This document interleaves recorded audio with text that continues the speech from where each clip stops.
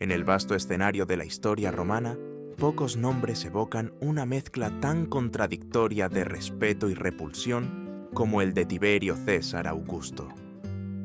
Cuando los cronistas antiguos escribían sobre él, no podían evitar dividir su pluma en dos tonos, el del general brillante que aseguró las fronteras del imperio y el del monstruo que más tarde sembraría miedo y repugnancia en cada rincón de Roma. Para entender la profundidad de su caída, debemos comenzar en el momento en que todavía era visto como un héroe, un hombre forjado en el acero de las campañas militares y en la disciplina de los ejércitos. Tiberio fue hijo adoptivo de Augusto, el primer emperador, y desde temprano su vida estuvo marcada por la sombra de un destino que no había elegido. Roma lo contemplaba como el heredero idóneo, aquel que garantizaría la continuidad de la dinastía Julio-Claudia. Era alto, reservado, de semblante serio, alguien que transmitía más dureza que encanto. En un imperio acostumbrado al carisma de César y la gloria de Augusto, Tiberio parecía la versión sobria, una figura disciplinada, menos inspiradora, pero igualmente eficaz. Los romanos, fatigados de guerras civiles y sedientos de estabilidad, recibieron su ascenso al poder en el año 14 de Puntecrocto como una especie de alivio. Sin embargo, detrás de esa fachada de severidad y control, existían grietas profundas que la historia suele disfrazar bajo el término de infortunios personales. La muerte de su hermano Druso, a quien amaba con devoción, fue la primera fractura que lo marcó de por vida. Más tarde, un divorcio forzado de su primera esposa, Vipsania, único vínculo humano que le otorgaba cierta paz, lo sumió en un resentimiento silencioso.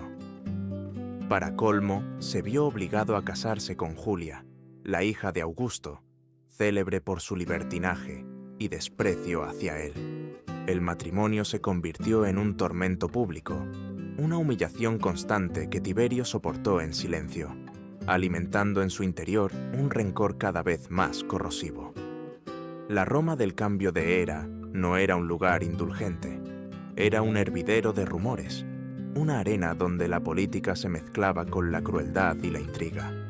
En ese contexto, Tiberio se mantuvo como un soldado rígido, disciplinado, el tipo de hombre que prefería los campamentos militares en Germania a las fiestas decadentes del Palatino. Y sin embargo, esa misma rigidez ocultaba un abismo. Alguien que reprime tanto sus pasiones, sus heridas y sus frustraciones, termina encontrando un camino más oscuro para liberarlas. Durante los primeros años de su gobierno, su desempeño fue correcto. Continuó con las reformas administrativas de Augusto, cuidó las finanzas públicas, evitó guerras innecesarias y, al menos en apariencia, mantuvo una relación respetuosa con el Senado. Los cronistas describen a un príncipe moderado, calculador, que parecía encarnar la virtud romana de la gravitas. Pero la máscara empezaba a agrietarse. Quienes lo conocían de cerca notaban en él un aire sombrío, una desconfianza creciente hacia todos, una melancolía que se transformaba poco a poco en paranoia. El golpe definitivo llegó en el año 23 de Pis de Cristo, con la muerte de su propio hijo, también llamado Druso. Las circunstancias fueron sospechosas, y la herida emocional devastó lo poco que quedaba de su estabilidad interior. Desde entonces, el emperador que había marchado con sus legiones y había hablado ante el Senado, comenzó a retirarse del mundo, como si cada paso hacia atrás lo condujera hacia una oscuridad interior de la que nunca saldría. La transformación no fue inmediata, sino insidiosa. Roma aún lo veía como un emperador eficiente, pero en la penumbra de sus habitaciones y en el silencio de sus noches se gestaba algo distinto. Un monstruo latente, un hombre desgarrado por traiciones, duelos y humillaciones, dispuesto a reinventarse no como gobernante, sino como verdugo. El poder absoluto se convirtió en su refugio y al mismo tiempo en el abismo donde caería sin redención. A medida que pasaban los años, se hacía evidente que Tiberio no era un nuevo Augusto. No tenía la grandeza visionaria de su padre adoptivo, ni el magnetismo de Julio César. Lo que lo movía no era el deseo de gloria, sino un resentimiento cada vez más profundo hacia el mundo que lo había forzado a ser algo que nunca quiso ser. Cada pérdida personal fue un recordatorio de que Roma lo despojaba no solo de la felicidad, sino de su humanidad. Y es allí donde comienza la verdadera historia que vamos a desentrañar. Cómo un hombre que parecía encarnar la disciplina romana acabó convirtiéndose en uno de los símbolos más siniestros de la degeneración imperial. No fue un cambio repentino, sino un lento proceso de putrefacción moral. Un proceso que revelará cómo el poder, cuando se mezcla con heridas no cicatrizadas y deseos reprimidos, puede dar origen a un monstruo. Roma aún lo celebraba como un príncipe prudente, pero detrás de las estatuas y los honores, el eco de sus pérdidas ya retumbaba como un presagio. El hombre que había sido soldado, esposo y padre, comenzaba a morir en silencio, para dar lugar a algo más oscuro. Y esa sombra, apenas nacida, pronto envolvería no solo la isla de Capri, sino toda la memoria de un imperio. La tragedia fue la constante que moldeó el carácter de Tiberio. Si en la primera parte de su vida se vio marcado por la disciplina militar, en la segunda comenzó a estar dominado por la desgracia íntima. Cada pérdida fue como un cincel que esculpía un alma endurecida hasta transformarla en algo irreconocible. El recuerdo de su hermano Druso, muerto prematuramente, era ya una herida abierta que nunca cicatrizó. A esa herida se sumó, con el paso de los años, una más cruel todavía: la muerte de su propio hijo, también llamado Druso, en el año 23 de Puticristo. Las circunstancias de este fallecimiento se tiñeron de sospechas desde el principio. Roma era un nido de serpientes, y en el ambiente se respiraba el veneno de la traición. Se murmuraba que Livia, la abuela de Druso, o incluso Sejano, el prefecto pretoriano que comenzaba a acumular poder, habían intervenido en el destino del joven. Nada se probó, pero la semilla de la desconfianza quedó sembrada para siempre en la mente del emperador. Tiberio, que ya cargaba con una naturaleza reservada y sombría, se sumergió en un océano de paranoia. La pérdida de un hijo no es solo un golpe personal. En el contexto romano, era también un golpe político. Druso representaba la continuidad de la dinastía, la garantía de que el linaje Julio Claudio no quedaría huérfano. La muerte del heredero transformó el futuro en incertidumbre y la incertidumbre en miedo. Para un emperador, el miedo es más peligroso que la espada del enemigo. Tiberio comenzó a ver enemigos en todas partes: en los senadores, en sus generales, en sus propios familiares. Nadie escapaba de su mirada recelosa. Psicológicamente, aquel momento fue el verdadero punto de inflexión. Si hasta entonces había mantenido la máscara del gobernante moderado, a partir de la tragedia de su hijo, esa máscara empezó a resquebrajarse. El emperador, que había sido capaz de administrar con justicia y prudencia, dejó paso a un hombre que desconfiaba de cada palabra, que analizaba cada gesto como si escondiera una conspiración. La sombra de la traición se convirtió en su obsesión, y la traición, real o imaginaria, en la justificación de su crueldad futura. Los cronistas de la época cuentan que tras la muerte de Druso, Tiberio se volvió cada vez más inaccesible. Su carácter, ya difícil, se endureció. Se encerraba en sí mismo, evitaba las multitudes, limitaba las audiencias. El emperador, que en otro tiempo había encabezado campañas militares, ahora parecía huir de la vida pública. Era como si el dolor lo hubiera arrancado de la tierra y lo hubiera arrojado a un limbo oscuro, un lugar donde solo existían recuerdos amargos y sospechas interminables. En ese proceso de aislamiento se encontraba el germen de algo más siniestro, porque cuando un hombre que posee el poder absoluto se siente traicionado y despojado de su afecto más íntimo, Su venganza ya no se dirige a un individuo, se proyecta sobre toda la sociedad. Roma pagaría con sangre y miedo lo que Tiberio había perdido en el ámbito privado. Aquí es donde el relato adquiere un matiz casi trágico en el sentido griego. El héroe marcado por el destino, sometido a fuerzas que escapan a su control, termina encarnando su propia perdición. La desgracia no lo convierte en un mártir, sino en verdugo.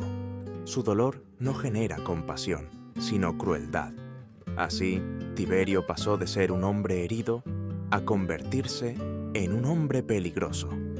La muerte de Druso no solo selló su paranoia, también abrió la puerta a la figura de Sejano, quien supo manipular la vulnerabilidad del emperador para tejer su propia red de poder. Cada lágrima del emperador era un ladrillo en la muralla de influencia que Sejano levantaba en torno a él. Pero esa es una historia que veremos más adelante. Por ahora, basta con entender que en el año 23 d.C., Roma perdió no solo a un heredero, sino a un emperador capaz de gobernar con equilibrio. Lo que surgió después fue otro Tiberio, un hombre desgarrado, receloso, obsesionado con la traición y dispuesto a sumergirse en una oscuridad de la que nunca volvería. La tragedia personal se convirtió en tragedia imperial, porque cuando el dolor se instala en el corazón del que manda, termina extendiéndose como un veneno por todo el cuerpo del imperio, y ese veneno comenzaba a circular ya por las venas de Roma. En el año 26 d.C., Tiberio tomó una decisión que cambiaría para siempre no solo su destino, sino también la percepción que Roma tendría de él por los siglos venideros. Abandonó la capital del imperio y se retiró a una isla frente a la bahía de Nápoles, Capri. Oficialmente, la excusa era clara. Buscaba un refugio frente a las intrigas del Senado, un descanso merecido después de años de gobierno y campañas militares. Pero detrás de esa justificación se ocultaba algo más profundo y siniestro. Lo que Tiberio construyó en Capri no fue un retiro, sino un reino paralelo, un laboratorio de excesos, un escenario donde lo prohibido encontraba su más retorcida expresión. Capri, en sí misma, parecía elegida por el destino para convertirse en el símbolo de su degeneración. Una isla rocosa, rodeada de acantilados abruptos que caían como cuchillas al mar, inaccesible para cualquiera que no fuera invitado por el emperador. Desde lo alto de sus peñascos se contemplaba un Mediterráneo infinito, como si la isla flotara en el vacío, aislada del mundo. Para Tiberio, Capri fue más que un refugio. Fue una fortaleza natural, un muro de piedra que lo separaba de Roma, pero también un espejo de su propio aislamiento interior. Allí, rodeado por el mar, nadie podía juzgarlo. Allí, el emperador se convirtió en dueño absoluto, no solo del poder político, sino de la vida y la muerte de quienes lo acompañaban. 12 villas se erigieron en la isla, cada una un monumento a la opulencia y al secreto. No eran simples residencias, eran templos del exceso, escenarios de rituales ocultos que los sirvientes solo se atrevían a mencionar en susurros. La Villa Jovis, la más imponente, se levantaba como un palacio suspendido entre el cielo y el mar, con terrazas que parecían desafiar el abismo. Desde allí, Tiberio enviaba cartas y decretos a Roma, manteniendo una apariencia de gobierno a distancia, pero en realidad el verdadero poder se había desplazado a la isla. Roma tenía un senado, sí, pero el imperio ya no se decidía en el foro, sino en las cámaras ocultas de Capri.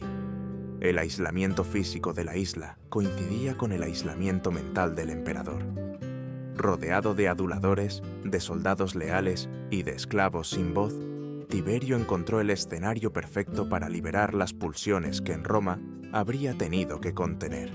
El retiro de Capri fue, en realidad, la liberación de un monstruo.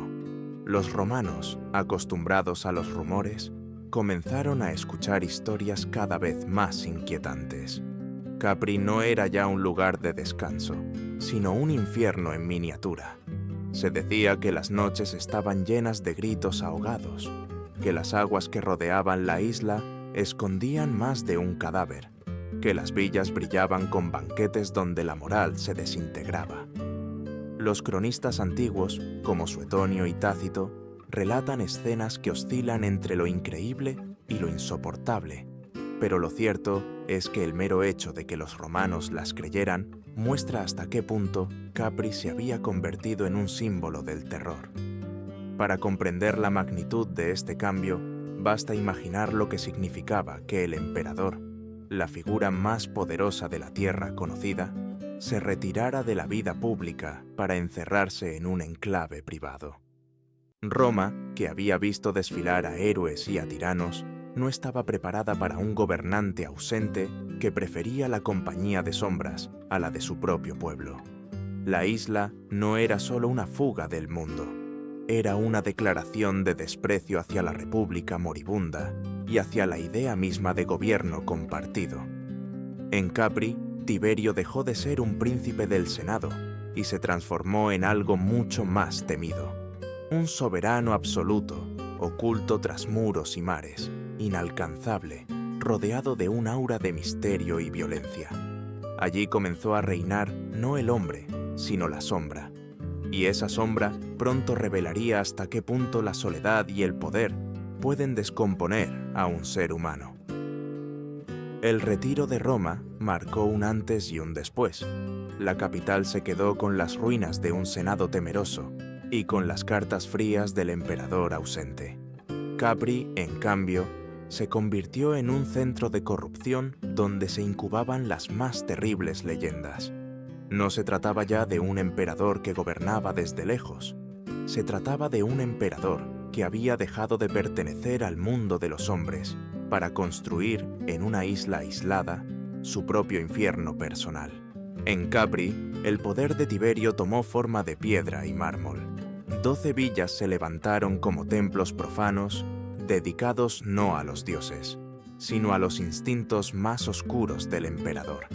Cada una parecía tener un propósito específico, como si fueran escenarios de un teatro macabro donde los actores eran esclavos, niños y jóvenes arrancados de sus hogares, y el único espectador al que había que complacer era el César. La más célebre de todas, la Villa Jovis, dominaba la isla desde lo alto de un acantilado.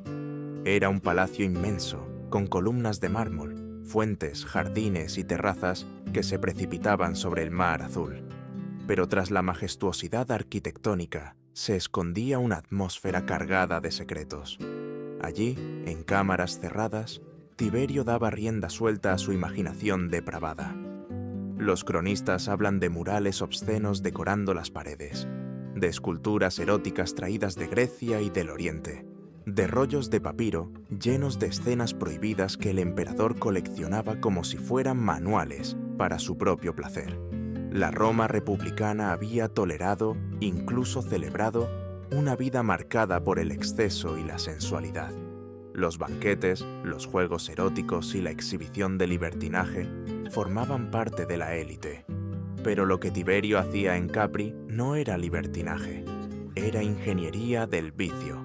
No se trataba de un placer compartido, sino de una maquinaria cuidadosamente diseñada para transformar el deseo en control, la intimidad en tortura. En algunas villas se organizaban banquetes interminables, donde el vino corría como un río y la carne se amontonaba en bandejas de oro. Pero esos banquetes eran solo la antesala. El emperador observaba a los invitados, seleccionaba a quienes debían entretenerlo y decidía quién viviría una noche de humillación y quién sería descartado como un objeto roto. Los ecos de esos festines se extendían por toda la isla, mezclando risas nerviosas, llantos ahogados y un silencio tenso que parecía envolver cada sala. En otras villas, las más pequeñas y apartadas, el escenario era distinto. Allí se preparaban espectáculos privados, diseñados con precisión casi teatral. Los sirvientes hablaban de juegos en piscinas subterráneas, de corredores decorados con lámparas de aceite que proyectaban sombras retorcidas sobre los muros, de pasadizos que conectaban estancias ocultas donde nadie sabía lo que ocurría.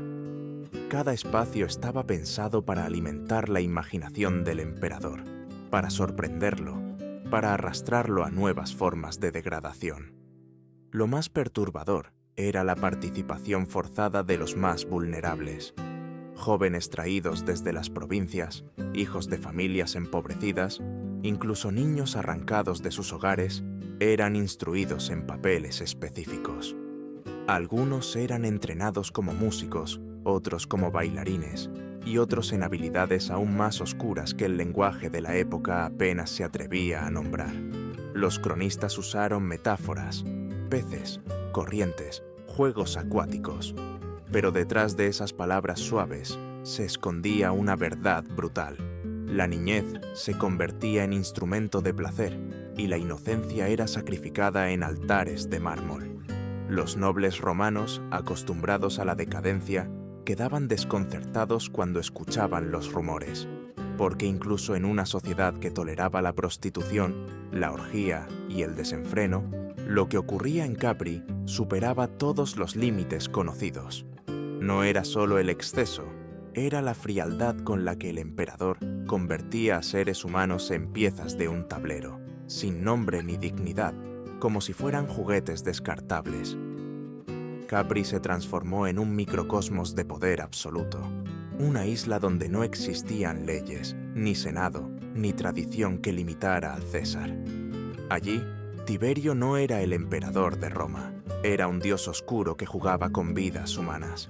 Y cada villa, cada sala, cada mosaico pintado con escenas obscenas era un recordatorio de que el hombre que había comenzado su carrera como general disciplinado se había transformado en un tirano cuyo placer consistía en destruir aquello que tocaba. Así, las villas de Capri se convirtieron en símbolos de un imperio enfermo. Monumentos no a la gloria, sino a la corrupción. Altares no al honor, sino a la perversión. Y en ese escenario de mármol y sangre comenzaba a gestarse la parte más oscura de la leyenda de Tiberio. En las cavernas húmedas y en las piscinas construidas al pie de los acantilados de Capri, Tiberio creó un mundo paralelo donde la inocencia se convertía en instrumento de degradación. Fue allí donde surgió la figura más perturbadora de todo su reinado, los llamados pececillos. Los cronistas antiguos, como Suetonio, relatan con palabras cargadas de ambigüedad que estos niños eran adiestrados para nadar alrededor del emperador, rozarlo, entretenerlo en rituales que unían el agua con el deseo, la pureza natural con la corrupción más absoluta. La palabra pececillos ha desconcertado durante siglos a los historiadores.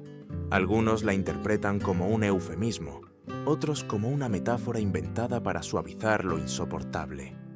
Pero lo que queda claro es que detrás de esa inocente imagen de pequeños nadadores se escondía una verdad aterradora. Menores obligados a participar en espectáculos depravados, entrenados como si fueran animales de circo, reducidos a objetos en el juego privado del César. La isla de Capri, rodeada por un mar que brillaba como cristal bajo el sol, se convirtió en el escenario de un contraste espeluznante. Mientras las olas acariciaban las rocas con serenidad, en las grutas subterráneas resonaban risas forzadas y gritos ahogados. El agua, símbolo de vida y purificación en tantas culturas, se transformaba en Capri en un elemento de corrupción, un espejo donde se reflejaba la perversión del poder. Los pececillos no eran un simple capricho, eran parte de un sistema cuidadosamente diseñado para alimentar la imaginación de Tiberio. Cada gesto estaba ensayado, cada movimiento calculado para complacer al emperador. Los niños eran seleccionados por su apariencia, separados de sus familias y sometidos a un adiestramiento que anulaba cualquier rastro de voluntad. Eran cuerpos convertidos en instrumentos, almas arrancadas de su infancia. Lo más inquietante es que, según algunas fuentes, Tiberio se refería a estos juegos con un tono casi cínico, como si se tratara de inocentes diversiones acuáticas. El emperador jugaba con las palabras como jugaba con las vidas. Esa capacidad de disfrazar la atrocidad bajo términos dulces no solo ocultaba la crueldad, sino que la amplificaba. Porque al nombrar como juego lo que en realidad era abuso, despojaba a las víctimas incluso del derecho a ser reconocidas como tales. En una sociedad romana que ya toleraba la prostitución infantil y la esclavitud, lo de Tiberio superaba cualquier límite imaginable.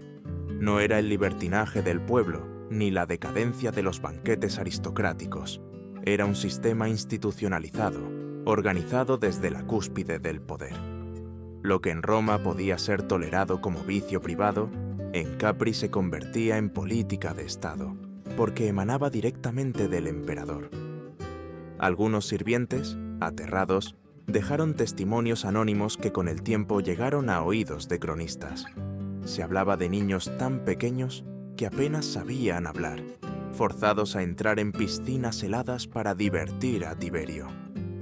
Otros eran entrenados para realizar danzas acuáticas, convertidas en un espectáculo grotesco, donde la gracia natural del cuerpo infantil era explotada hasta lo indecible. La paradoja era monstruosa. Mientras en Roma se erigían estatuas de Tiberio como protector de la patria, en Capri el mismo hombre se sumergía en rituales de corrupción que destruirían para siempre su memoria. El contraste entre la imagen pública y la vida secreta se convirtió en una herida abierta en el imaginario romano.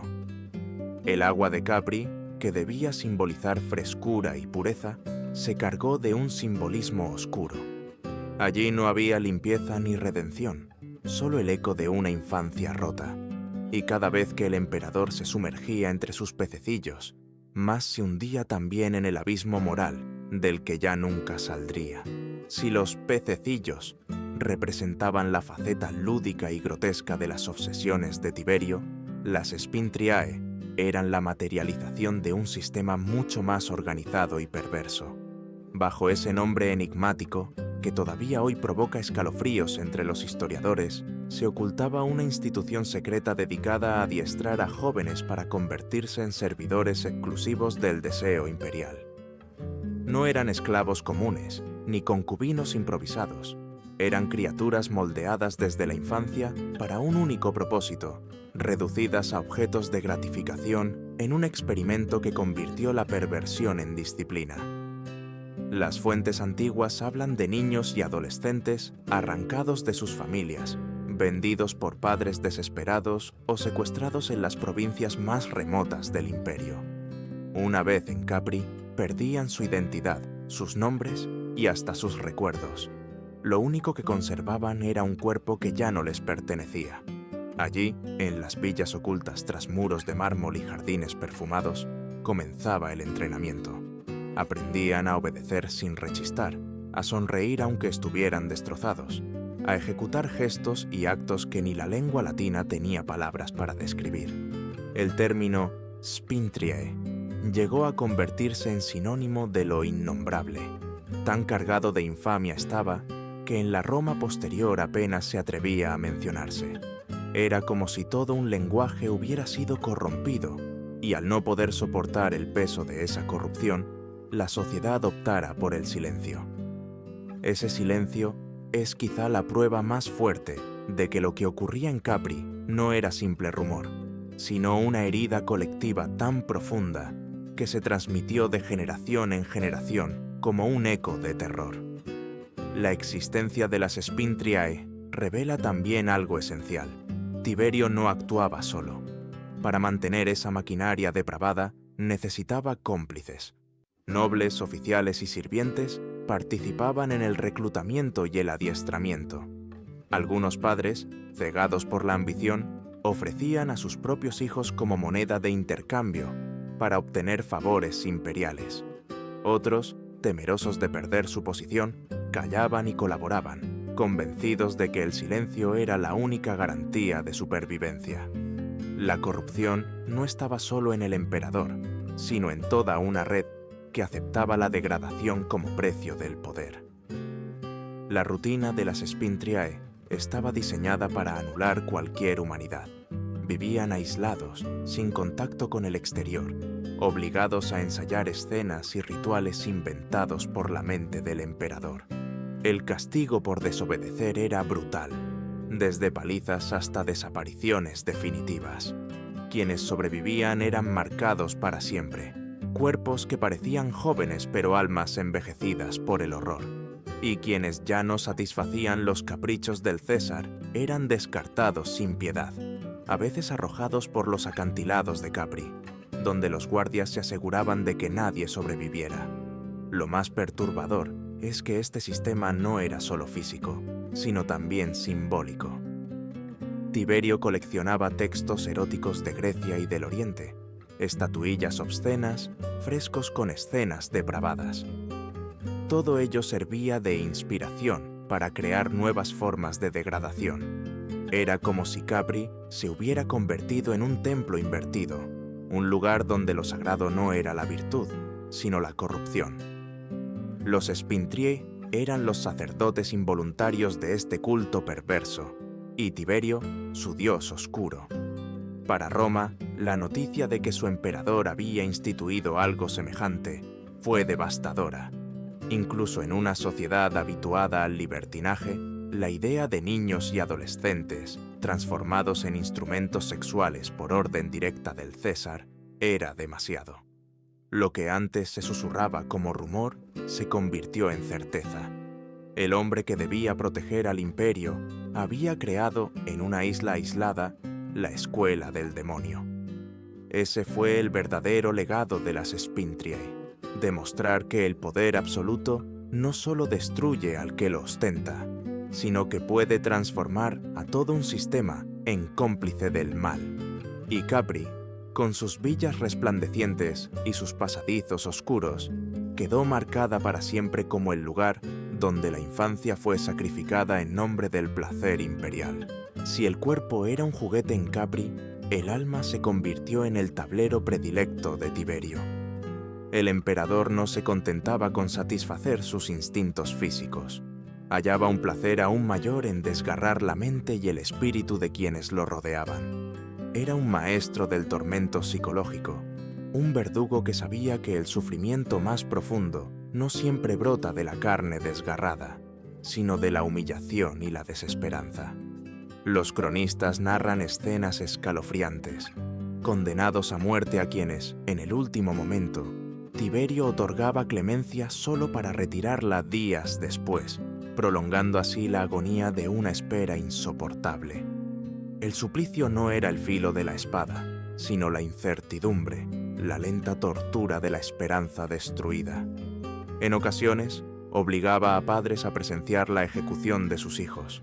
No satisfecho con el espectáculo, los forzaba incluso a participar activamente, a sostener la cuerda, a dar la orden final. En esos instantes, Tiberio contemplaba el desgarro de la paternidad convertida en instrumento de muerte. La lealtad, en su lógica retorcida, solo podía demostrarse a través de la traición más atroz: destruir con tus propias manos lo que más amas. Un senador, cuentan, fue obligado a asistir a los banquetes imperiales apenas días después de la ejecución de su hijo. Mientras la música sonaba y las copas de vino rebosaban, el hombre debía fingir una sonrisa, ocultar el duelo, bajo un rostro complaciente, porque mostrar tristeza era arriesgarse a ser acusado de traición. Esta exigencia de máscaras constantes convirtió a la corte en un teatro de la crueldad, donde cada gesto era vigilado y cada emoción auténtica podía costar la vida. Tiberio disfrutaba de esos juegos como un artista cruel que perfecciona su obra. La tortura no era un medio, sino un fin en sí mismo. Su sadismo se alimentaba del miedo colectivo, de la humillación pública, de la certeza de que nadie estaba a salvo. Los métodos de tormento se volvieron cada vez más imaginativos. Víctimas obligadas a beber cantidades imposibles de vino antes de que sus cuerpos fueran atados y lacerados. Prisioneros condenados a muertes lentas diseñadas no solo para castigar, sino para exhibir la absoluta impotencia de los que caían en sus manos. Lo más perturbador era que estos actos no se realizaban en secreto.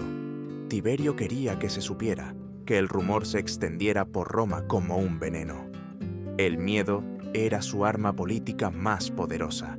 Cada ciudadano, cada senador, cada soldado debía vivir con la convicción de que el emperador podía ver en cualquier gesto un signo de traición. Y esa paranoia, convertida en instrumento de gobierno, sumergió al imperio en una atmósfera de terror constante. La línea entre gobierno y sadismo se desdibujó por completo. Lo que en otros tiranos podía considerarse castigo, en Tiberio era espectáculo.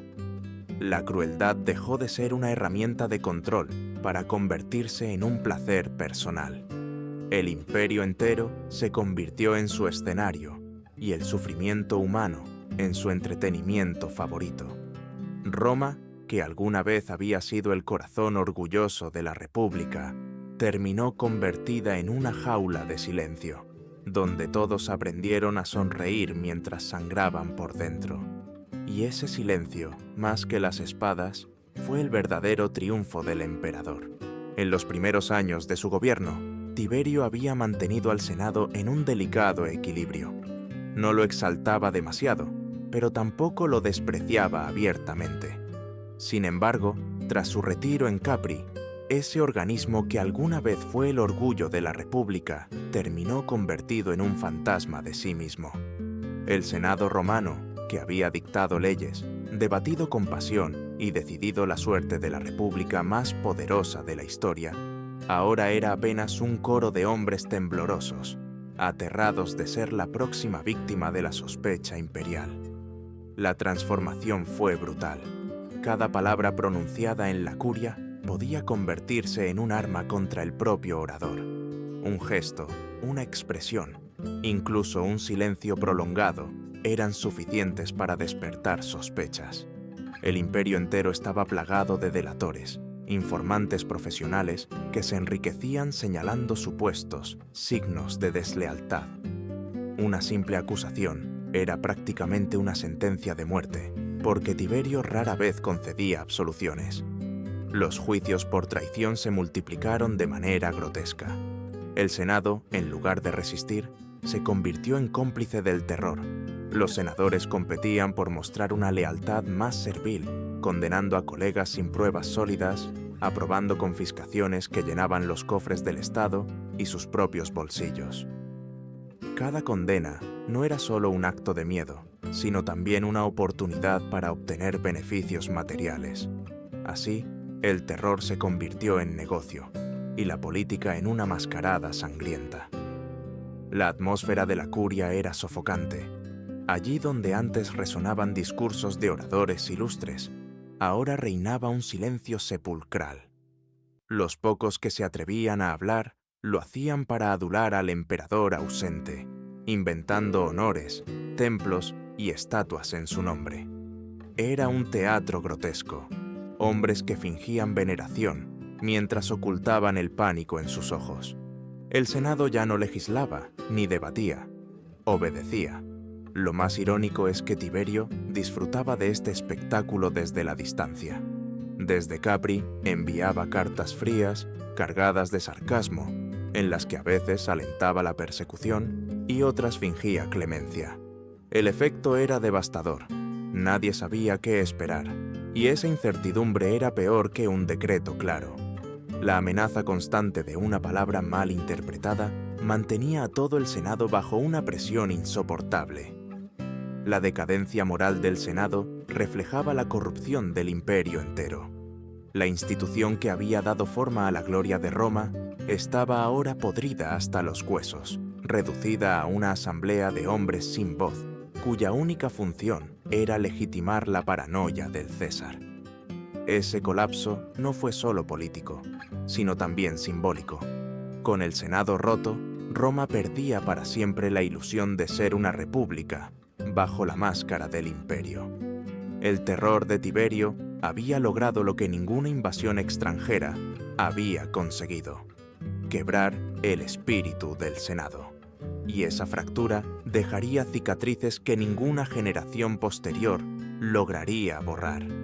Roma, que alguna vez se había enorgullecido de su libertad, aprendió a vivir de rodillas, bajo el peso de un emperador que prefería la crueldad al gobierno. En medio del vacío de poder que dejaba el retiro de Tiberio en Capri, una figura emergió desde las sombras y se convirtió en el verdadero amo de Roma, Lucio Elio Sejano, prefecto del pretorio. Sejano no era un noble ilustre, ni un heredero de linaje antiguo. Era un hombre hecho a sí mismo, ambicioso, astuto y sin escrúpulos, que entendió mejor que nadie cómo sobrevivir y prosperar en el clima de paranoia que rodeaba al emperador. Su primera jugada maestra fue transformar la guardia pretoriana en una fuerza centralizada y poderosa, concentrando en Roma a miles de hombres armados que respondían únicamente a su mando. Lo que antes había sido una unidad de protección imperial se convirtió en un ejército privado, un instrumento de intimidación que colocaba a Sejano en el corazón de la política. Con el emperador aislado en Capri, era el prefecto quien decidía quién vivía, quién moría y quién podía acercarse al poder. Sejano supo leer las heridas de Tiberio y explotarlas con precisión quirúrgica. Le presentaba informes manipulados, alimentaba su paranoia con rumores de conspiraciones y le ofrecía soluciones brutales: purgas, ejecuciones, acusaciones de traición. Cada enemigo eliminado fortalecía a Sejano, y cada carta enviada desde Capri llevaba la firma de un emperador que confiaba ciegamente en él. Roma comenzó a temer más al prefecto que al propio César. Durante años, Sejano ejerció un poder casi absoluto. Senadores, magistrados y generales se inclinaban ante él, sabiendo que enfrentarse al prefecto equivalía a una sentencia de muerte. Su influencia se extendía hasta la vida privada del emperador. Se rumoreaba que aspiraba incluso a casarse con una princesa de la dinastía, consolidando así su posición como sucesor de facto. La idea de que un hombre sin sangre noble pudiera convertirse en emperador era impensable en Roma, y sin embargo, bajo el terror de Tiberio, esa posibilidad parecía real. Pero la ambición de Sejano resultó ser su perdición. Como Ícaro, voló demasiado cerca del sol. Su creciente poder despertó sospechas incluso en el emperador más paranoico de todos. Tiberio, que había confiado en él durante años, comenzó a percibirlo como una amenaza. Y cuando Tiberio veía una amenaza, no dudaba en destruirla con la misma crueldad que había aplicado a tantos otros. En el año 31 d.C., desde la distancia de Capri, el emperador orquestó la caída de su propio brazo derecho. Sejano fue arrestado de manera repentina en el Senado, en un giro teatral digno de una tragedia. El hombre que había gobernado Roma en nombre del emperador fue arrastrado a la prisión y ejecutado con brutalidad. Sus seguidores fueron cazados como bestias, sus aliados eliminados en una ola de sangre que se extendió por toda la ciudad. La purga fue despiadada. Cientos de hombres y mujeres vinculados a Sejano fueron ejecutados. Familias enteras fueron aniquiladas. Los hijos de sus partidarios fueron asesinados junto a sus padres. La crueldad alcanzó un clímax monstruoso cuando la joven hija de Sejano, aún virgen, fue entregada al verdugo para ser violada antes de ser ejecutada, ya que la ley romana prohibía la ejecución de vírgenes. La ley, en lugar de protegerla, fue torcida para legitimar un acto aún más atroz. Con la caída de Sejano, Tiberio demostró una vez más que en su imperio no existía lealtad posible. El prefecto, que había sido su confidente y cómplice en la represión, terminó devorado por el mismo sistema de terror que él mismo había ayudado a construir. El mensaje quedó grabado en la memoria de Roma. Bajo Tiberio, incluso la mano que sostenía el cuchillo podía convertirse en víctima de la misma hoja. La historia de Sejano es un reflejo del propio imperio, construido sobre la ambición, sostenido por la violencia y condenado a destruirse desde dentro. Roma aprendió que al lado de un monstruo no se puede prosperar. Tarde o temprano, uno termina siendo devorado por sus fauces. Cuando Tiberio entró en la década de los 70, ya no quedaba rastro del general imponente que había marchado con sus legiones por Germania, ni del príncipe que alguna vez había encarnado la esperanza de Roma. Lo que quedaba era una figura grotesca, un cuerpo marcado por la decadencia física y un espíritu corroído por la paranoia. Las fuentes antiguas describen su rostro cubierto de llagas, pústulas que deformaban sus facciones hasta volverlo irreconocible. Caminaba como una sombra enferma y su sola presencia despertaba más repulsión que respeto. Pero lo más terrible no era su aspecto, sino su mente. Tiberio vivía obsesionado con la muerte. Consultaba a divinos diariamente, temiendo cada presagio, interpretando cualquier señal como anuncio de su final. Cada sueño se convertía en una advertencia, cada gesto de sus cortesanos en un complot. Ejecutaba sin vacilar a cualquiera que insinuara, siquiera con palabras vagas, que su tiempo se agotaba. Era un anciano que, en lugar de buscar consuelo en la vejez, se aferraba al poder con garras ensangrentadas. De vez en cuando abandonaba Capri y realizaba breves viajes al continente. Eran excursiones que sumían en pánico a las comunidades que lo recibían. Los rumores de sus excesos habían corrido por todo el imperio, y dondequiera que llegaba, las familias escondían a sus hijos, temiendo la mirada predatoria del emperador. Su llegada era como una plaga. Los templos se adornaban apresuradamente, las calles se llenaban de ofrendas, pero bajo la superficie, todos ansiaban que se marchara cuanto antes. El aislamiento prolongado lo había convertido en un espectro. Se encerraba en sí mismo, rodeado de unos pocos sirvientes y verdugos leales. Su dieta de rumores, miedos y supersticiones lo mantenía en un estado de delirio permanente. Ya no gobernaba un imperio, gobernaba fantasmas, fantasmas de conspiraciones, de traiciones imaginarias, de enemigos invisibles. Y sin embargo, su poder era real y letal, porque cada sospecha suya se traducía en ejecuciones sangrientas. Roma veía a su emperador envejecer, pero no podía liberarse de él. El Senado, convertido en un coro de aduladores, temía pronunciar siquiera una palabra sobre su fragilidad. Nadie se atrevía a hablar de sucesión, porque sugerir que Tiberio estaba cerca de la muerte era, en sí mismo, una traición. Así, el imperio quedó atrapado en una espera asfixiante, vigilando cada respiración del anciano monstruo, preguntándose cada día si seguiría vivo al siguiente. La decadencia física del emperador se convirtió en metáfora de su alma. Su piel ulcerada reflejaba la podredumbre de un poder ejercido sin límites. Su obsesión con la muerte, la conciencia torturada de alguien que sabía, en el fondo, que su legado sería el odio y no la gloria. Tiberio ya no era un hombre, ni siquiera un emperador. Era un cadáver en vida, un espectro que se aferraba al trono mientras su cuerpo y su mente se desmoronaban lentamente. Los últimos años de su reinado fueron un lento desfile de paranoia, crueldad y descomposición. El monstruo que había construido en Capri ahora vivía en él mismo, carcomiéndolo desde dentro. Y mientras Roma contenía la respiración, esperando el final, Tiberio se hundía cada día más en su propia oscuridad, convertido en la viva imagen de lo que ocurre cuando el poder absoluto devora a su portador. El 16 de marzo del año 37 de Desdecrot, finalmente llegó lo inevitable.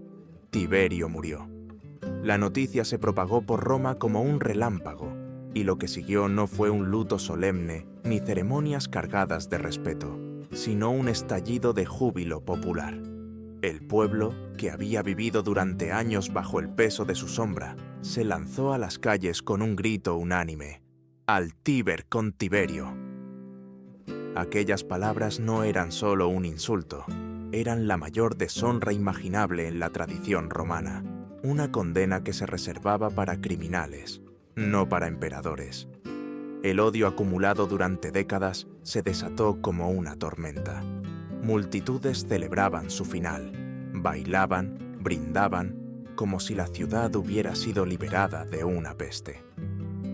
La capital del imperio, que había soportado el miedo y el silencio, se transformó en un carnaval de liberación. Allí donde el emperador había sembrado terror, ahora florecía el desprecio más absoluto. El Senado, que durante años había sido cómplice sumiso, se encontró ante un dilema. Por un instante, los senadores se resistieron a otorgarle los honores divinos que habían recibido otros emperadores. Era un rechazo cargado de simbolismo. Negar la deificación de Tiberio era negarle un lugar entre los dioses, desterrarlo no solo de la memoria política, sino también de la eternidad.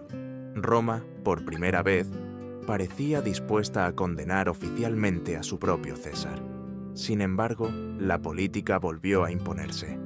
Calígula, su sucesor y heredero, intervino para asegurar que Tiberio recibiera las ceremonias fúnebres oficiales. Fue un funeral frío, carente de la sinceridad que había acompañado a la muerte de Augusto.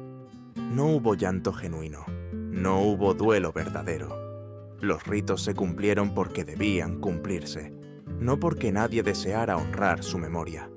Era un teatro vacío, una mascarada destinada a cerrar una etapa de horror. El contraste era brutal. Mientras en el Senado se recitaban discursos formales, en las calles el pueblo maldecía su nombre. Los romanos no querían recordarlo como emperador, sino como monstruo. Su cadáver fue tratado con las apariencias de dignidad, pero su espíritu ya estaba condenado a la infamia. Lo que Roma dejó claro con su reacción fue que Tiberio no había gobernado como un príncipe, sino como un tirano cuya única herencia era el miedo. Y cuando el miedo desapareció, lo que quedó fue un vacío lleno de rabia y desprecio. Su muerte no inspiró tristeza, sino alivio. No generó reverencia, sino escarnio. Así terminó la vida de un hombre que había comenzado su camino como general respetado y terminó su reinado como símbolo de corrupción y crueldad. Y en ese final, en medio de celebraciones y maldiciones, se reveló la verdad más cruel de todas. Tiberio no solo había destruido su propia alma, sino que había enseñado a Roma que un emperador podía ser odiado con la misma intensidad con la que alguna vez se había venerado a sus antecesores. La muerte de Tiberio no borró las cicatrices que había dejado en Roma. Su desaparición física liberó al pueblo de su sombra inmediata, pero el veneno de su reinado permaneció impregnado en las instituciones, en la política y, sobre todo, en la memoria colectiva del imperio. Lo más devastador de su legado no fueron solo los cuerpos destruidos en Capri, ni las vidas arrasadas por los juicios de traición, sino la certeza que Roma nunca pudo olvidar. Su emperador podía ser un monstruo. El Senado, alguna vez orgulloso guardián de la República, quedó quebrado para siempre. Lo que había sido un espacio de debate y libertad degeneró en un teatro de servilismo, un escenario donde el miedo dictaba cada palabra. La práctica de los juicios por traición, las denuncias de los delatores, la confiscación de bienes como herramienta política, todo eso, instaurado bajo Tiberio, se convirtió en un patrón repetido por los emperadores más crueles que vendrían después. La herida institucional era profunda y casi imposible de cerrar. El pueblo romano, que había celebrado la muerte de su emperador, heredó una lección amarga. El poder absoluto no solo podía corromper, podía deshumanizar. Tiberio mostró que el imperio podía retroceder en lugar de avanzar, que el progreso no era una línea ascendente inevitable, sino una ilusión frágil que podía desplomarse en un instante. La esperanza de que el sistema imperial garantizara orden y prosperidad se resquebrajó para siempre. Los cronistas, desde Suetonio hasta Tácito, conservaron su memoria como advertencia. No lo describieron con la grandeza solemne reservada a Augusto, ni con la gloria militar de César, sino con un tono cargado de horror. Tiberio pasó a la historia como un símbolo de lo que ocurre cuando un hombre herido resentido y paranoico, recibe el poder sin límites de un dios. Roma no veía en él a un emperador, veía en él su propio reflejo más oscuro. El eco de Capri persistió durante generaciones. La isla, con sus villas en ruinas, quedó marcada como escenario de un infierno terrenal, un lugar donde la infancia fue sacrificada en nombre del placer imperial. La palabra Spintriae, cargada de vergüenza, siguió siendo un tabú. El recuerdo de las orgías, de los acantilados manchados de sangre, de los juegos depravados con los pececillos, se transmitió como advertencia de hasta dónde puede descender la humanidad cuando el poder carece de límites. En última instancia, el mayor crimen de Tiberio no fue solo contra las víctimas directas de su locura, sino contra la esperanza misma.